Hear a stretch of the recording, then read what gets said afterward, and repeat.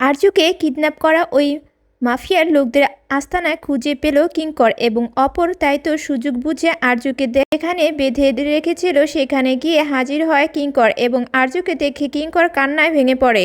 তো বন্ধুরা ফাইনালি এবার অপর্ণা এবং কিঙ্কর মিলে আরজুকে ওই মাফিয়ার লোকদের হাতে থেকে বাঁচিয়ে সুস্থ করে বাড়িতে। হ্যাঁ বন্ধুরা এমনটাই দেখা যাবে চিরদিন তুমি যে আমার ধারাবাহিক সিরিয়ালের একদম নতুন পর্বের আপডেট। তো এই নিয়ে বিস্তারিত জানতে হলে ভিডিওটিতে লাইক সাবস্ক্রাইব করে পাশে থাকুন।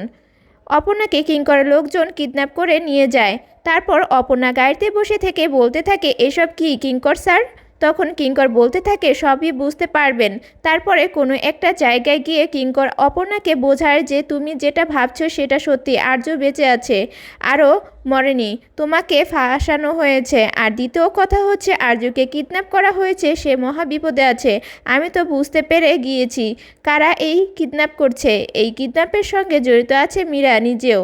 এই মাফিয়ার লোকগুলো মীরাকে ব্যবহার করে এসব কিছু করাচ্ছে। তো এখন আমাদের দুজনে খুঁজে বের করতে হবে আরজু সিংহ রায়ের তার কথা লুকিয়ে রেখেছে এবং আরজুর উপর কতটা অত্যাচার করতেছে সেটা তো দেখতেই হবে। আরজুকে বাঁচিয়ে এদেরকে সবাইকে উচিত শিক্ষা দিতে হবে। তো অপর্ণা তুমি কি প্রস্তুত? অপর্ণা বলে, কিঙ্কর স্যার আমি আমার জীবনে দিয়ে হলেও আরজু স্যারকে বাঁচানোর জন্য চেষ্টা করতে থাকবো। আমি তাই করব।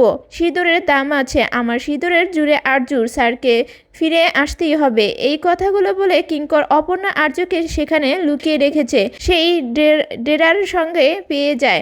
এমনকি সুযোগ বুঝে যখন মাফিয়ার লোকগুলো বাইরে চলে যায় তখন কিঙ্কর ঢুকে পড়ে ওই রুমে। আর রুমে ঢুকেই দেখতে পায় আর্যকে বেঁধে অনেক মারধর করছে। তখন কিঙ্কর আর্যকে ওই অবস্থায় দেখে কান্নায় ভেঙে পড়ে। তো বন্ধুরা এখন দেখার বিষয় কিঙ্কর অপর্ণা নাকি এবং গুন্ডাগুলোর সঙ্গে মোকাবেলা করে তাদেরকে হারিয়ে সেখানে থেকে আর্যকে সুস্থ অবস্থায় ফিরিয়ে আনতে পারবে তো আবারও আমাদের জীবনটা স্বাভাবিক হবে তো? এই নিয়ে তোমাদের মূল্যবান মতামত কমেন্টে জানিয়ে দিও আর আমাদের ছোট্ট চ্যানেলটি লাইক সাবস্ক্রাইব করে পাশে থেকো।